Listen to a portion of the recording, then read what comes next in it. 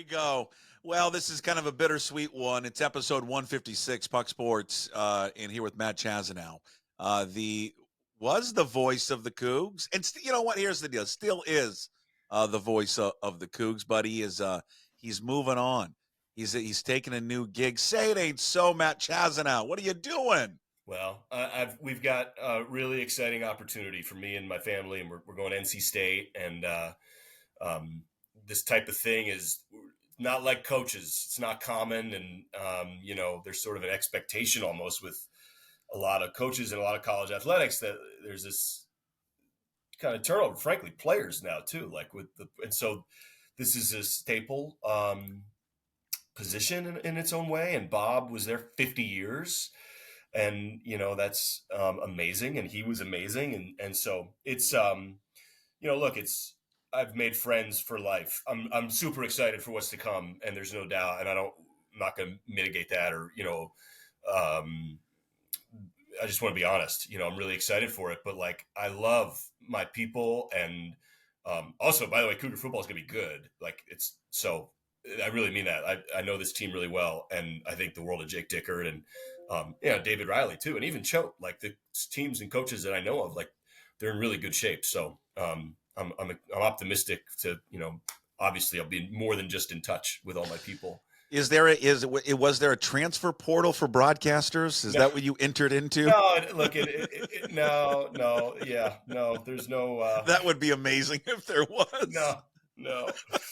Look, it's to some degree. I think I don't pretend to know, but like you've made a change in your career. Like things happen for various reasons. It's not like you like slam a button and a thing happens. Like there's it's just been an awesome 9 years, and I'm like I said, like I've always said that. I said this to NC State. I said this to anybody who asks. I hate the sarcastic phrase when you say someone, they go, hey, how are you? And they go, living the dream. Because they don't mean that. And I do. Like this is incredible. And I wish everybody would at least try to, whether it works or not. I think to me, the whiff, and I'll tell my son this, he's 3, you just have to try. You don't know where it's going to land, but you need to try, and then you figure out what defines success and define what is success for you, whatever. But I feel very grateful that I found a thing where I've gotten enough confirmation at this point that my talents line up with my passions, and that's not always the case. And I feel very lucky. And I cried when I got the Cougar job because I knew I could spend all of my obsessiveness and my, I think anybody in this business is a little bit of a beautiful mind, a little weird. Like there's got to be a little off to talk for a living or try it, whatever we do, whatever you want to call it. And I get to do it. I get to try, I get to consume myself in this creative endeavor and this world of relationship building and trust, and you're in the end, the core competency is delivering this precious, amazing thing to Coug fans, and then everything else after that sort of falls together. But I've always felt grateful that I can do it. I feel really, truly grateful that I can now do it for NC State and try to be sort of a vessel for these stories and this thing that's going through this amazing change. Like everybody wants familiarity. Like this whole thing is about trust, and everybody loves their alma mater and they love their place. And now things are changing, and it's like that's hard. And I don't blame anybody for like there's just it's the height of passion, and brings people together, and it's a community builder, and it's beautiful in that way. But it's changing, and so that's hard, And in some way, this is now part of that. And I lived it. I lived it in the booth in the Bob Robertson broadcast suite, and some things are wonderful about it. Some things are hard about it, but I feel very grateful in the end. Was this Chaz? Was this something that you were looking at? Did you pursue this, or did this opportunity pursue you? I pursued it. I knew it was a really special chance in a unique place for a lot of reasons, professionally, personally. Um, I always, one of the things that is great for me is like through the entire process, because it was always really honest, and I'm being very honest with you right now. I never had to BS anybody. I never had to lie, and because people want to ascend, they want to climb a ladder, they want to move up, and um, I get that, and that's in a lot of ways like healthy and natural and okay. And I don't want the Cougs to feel rejected by that. Like, it happened fast. Like, I knew it was open, but like, it's not like these things are really not glacial once they start and get going. Like, it happened quick, and I kind of thought I might have a chance at it. I was hoping that they'd consider me, and it's a really cool opportunity, and not to be dismissed, because really NC State's amazing, but my wife is from 2 hours west of Raleigh. So it's grandma and grandpa for my son. My mom is a lot closer. There's a family tied to it. Now that's not like why, there are a lot of jobs in Raleigh. There's a lot of opportunities, and my wife's from closer to Winston-Salem. So it's like, that's not why, but it was a lot of things. Yeah. What, when you look back at your time at Washington State, I mean, tell me when you came into where it's now, like how did you change? How did you evolve? Not just as a broadcaster, Chaz, but just as a person. I was so uncomfortable being recognized for years, and still you can ask people, like, I lay pretty low. Yeah. I don't know, some guys, maybe they're more comfortable with it. Maybe they seek it. I probably would need a therapist to tell me. Yeah. I walk out on the street with a sign with my name and just say, please say hi, come talk to me. You know the deal though. Pullman's Sure. a small college town, and even Spokane's not that big of a place. And there's what I think it's 60% Coug grads live in Seattle. Yeah. So if you're in this state and you're a Coug and your work is outward facing, it just means that the work matters. I never took it personally one way or another. The moment I got the job, and frankly what's happening today, and even talking to you, this work means a lot. Of course. They don't know my middle name. They don't know how I am as a dad or a husband, but the work matters, and I love that. Everybody wants their work to matter. So. But you get a sense, when people talk to you, right? I mean, I go through this when people come up and say hi and say something nice. It's few and far between. But but I take a step back, and I bet you do too, is like, you don't know who's listening, right? You think that there's an audience out there that's listening, but you can't see them. And so I think that for what you do when they come up, you must take a second when they're done talking to you, go, all right. You've impacted a lot of people. A lot of people, you are their voice every Saturday. Like you're chatting with them. You're having a conversation with them, and it's cool to be recognized. And I got into this I've told this story a lot. It's so funny because it was Dave Sims, and it's such a funny circumstantial local tie. And I've met Dave, and he's the nicest guy in the world. And everybody says that about Dave Sims. Everybody wants to get a beer with Dave Sims. Yeah. And he was calling Weber State's win over North Carolina in the tournament. Harold Arsenault, Eddie Gill. My mom would always make me go to bed, but it's the tourney, right? So I had this little red, like, it wasn't a transistor radio. I don't really know what a transistor radio. That's before. Yeah, neither do I. I'd like to say transistor radio, but I don't think we have any idea what it is. Right, it sounds good, but I don't know. It does. It sounds like you're really in the know. Yeah. It's behind the curtain thing. But like, I had this little thing, and the earbud, the wired earbud would go in. Yeah. And I'd go to bed. My mom would make me go to bed, and I would listen. I'd listen to the local affiliate for the tournament, and I'm locked in, man. I'm sweating bullets. Like, Weber State's going to do this thing, and 14 seeds didn't used to win, and I always thought, like, maybe one day I can do that for some other kid. How old were you? Well, I'd have to Google the year. I was probably, 11, 12, 13, 14, I don't even know. Yeah, okay. Whatever year, we could get very specific about that. Sure, but you were very young. Like, let's just say 11. So you knew early on this is what you wanted to do.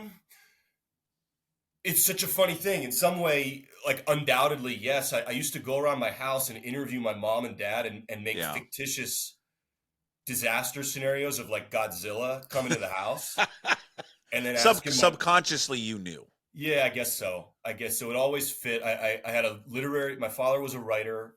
My mom's an archaeologist.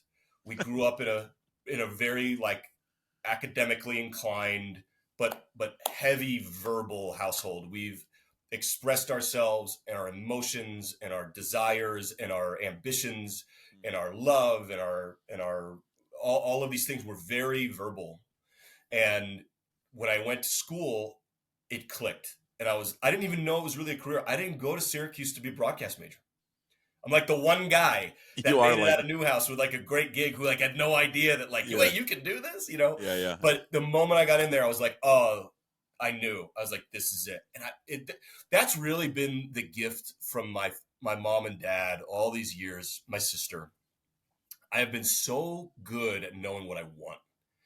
That's what I would tell any young person listening to your show or whatever, any age, you know. I'm a big believer. Like I'm 39.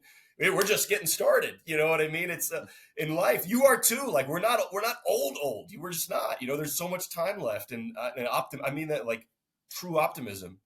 And I think that if you don't know what you want, you can't. You don't have a target. You don't have a. It's hard to structure your life if you don't know what you want. And I've been really gifted with that development from my family, I think, and it's been wonderful with my marriage and my son and all these things. So anyway, this is, I didn't mean to be so profound or try. No, it's great. You got a I mean, you're going to get this a million times. I mean, you're going to get the favorite call, favorite moment. I mean, there's going to be a million of them that you can probably think of, but if I pinned you down on giving me a few of them, of the call, they don't even have to be the greatest calls, just the moments that had the hair on your arm standing up. I'll give you a weird one and I'll give you an obvious one. Early on, there was a Keith Harrington touchdown against Wyoming. Keith Harrington. Great poll. And it was a really good call from the fundamentals of what this is. My verbs were varied. The tense was active. I nailed the timing. It was home, so I had the crowd with me. And I listened back. First game, Portland State. I go back home and like scared to death. I'm like, what did the mix sound like? What, everyone's going to Etsy. And I go, hey, I got to change my shirt. That's a lie. I go back and I got to hear it for like 30 minutes. I need to hear the broadcast to make sure it's okay. Yeah. That Keith Harrington call was the first one. It was early on, not the first one, but it was one early on where I was like, that's what I want to sound like. Like that was it. And so for me, very selfishly, it was exciting. And then after that, like I loved it's all about the crowd. It's all about the fans. And it's all about the school and the brand and the players. And to some the large degree, the coaches too. But it's really about the fans and the kids. And the Justin Herbert 3 false starts to start the 2018 game. Like those aren't touchdown calls, but that's the crowd broadcasting for me. I get to lay out. And I would point back to Jerry and I'd go, give me a little more juice. Give me the, yeah. And he knows, we had a little way to communicate. That was great because that's what it's about. It's about rocking and rolling in Giesa Field and Pullman. And so Aesop's 89-yarder against Utah, all time playing college football. Let's Mike Leach to a T, Calvin Jackson's grab in Berkeley was unbelievable. You could tell the moment it happened, like, I think that's an all-timer. Like, I think that's one of the great athletic displays of athleticism, like in college athletics, that's going to happen this year. And he's a pro, played a little bit for the Jets. And buckets the past few years with Kyle have been really special. Isaac Jones is a wonderful kid, I loved his success. I loved his story. He's a sweetheart. I go back in the back room at Beasley, grab a bite. I was with Matt Muehlbach of TV. Matt's a really good guy. And we're eating and we walk in and 6 guys are praying in the back. And it's like, that's the energy. You've got this era of portal and it's transactional and it's maybe not quite as heartfelt. And I think that's, or it feels that way. And you go back there and kids are sitting together essentially hand in hand for maybe metaphorically more than literally, but heads are bowed and they're praying before their meal. And it's like, it just warms your heart to be around really sweet people who are, as young men, as you know, in college, are trying to figure out who you are as a man, are going through all this, just trying to be good. They're trying to be good people and sweet people. And it's just hard not to love that. So like, that's the stuff that, from a broadcast standpoint, it's the big moments, right? It's the game day game, like I just mentioned, and Isaac Jones with big dunks and all that. But like, man, I love Craig Elo. Like, I don't like Craig Elo. I love Craig Elo. Alex Brink stays in my house every home game. I love that guy. He's like a brother, know, and I'll miss him. And just like, you've probably heard the story about us initially, like hyper bonding via near death in a tornadic storm in New Mexico. I can't say enough about those people. They're like extended family, and I'll miss them, and Jerry, and Derek Dice, a great dude. It's been fun to be. So anyway, I could go on and on, but it's okay. But what a last thing for you. What about just talk to Cougar Nation? What would you like to say to them? Well, one, I truly hate to be part of any kind of like. It's been a hard time off the field, and the optics haven't been great, and I don't want to be part of a pile-on. Yeah. Like, we lost. We can't, whatever that is, whatever that energy is. I'm telling you right now, the Cougar football isn't going anywhere. They're building new facilities. They've got a great coach. They are good. I covered the team. I know the team better than anybody. I can tell you players right now that are going to make massive impact this year, and I could bore you to death with it for hours and hours and hours. They are going to be really good. Cougar football will propel Washington State athletics to whatever college. This is all just a pit stop. All of it. This is not in its final form. Conference realignment is as old as college football. Like, go way back. The PCC and the PAC and Idaho and Montana were in, and Tulane was in, and there's a school called Sewanee that no one knows about anymore. That was in the SEC, I believe. And, and then there's other examples. There's more recently, you've got Houston and Cincinnati and UCF getting elevated up, and there's BYU that's been its own thing. And like Cougar football and the network entity and all of that, like, I just hope that Cougs show up and are loud and still love on it. And I don't think they need that pep talk, but it feels good to say. Yeah. Because I think the passion for Coug fans is amazing. So I'm really excited for Coug athletics and optimistic, and I think they're in a really good place. Well, thank you for being a great broadcaster. You had a tough job when you walked in there. You handled, I said this earlier, you handled Bob Robertson with such class and grace, and it was amazing. That's a hard thing to do, and you did it so well. You had a great broadcast. You had a great voice. You had great passion for the school and the fan base, and you are not just an adopted Coug, but you are a Coug. Chaz, appreciate it. Best of luck at NC State. We'll be listening. Can't wait to see it just continue to climb and climb and climb. Appreciate the time. Go Cougs, my friend. Those words mean a lot. I really appreciate it. Thank you so much. Go Cougs. Appreciate you.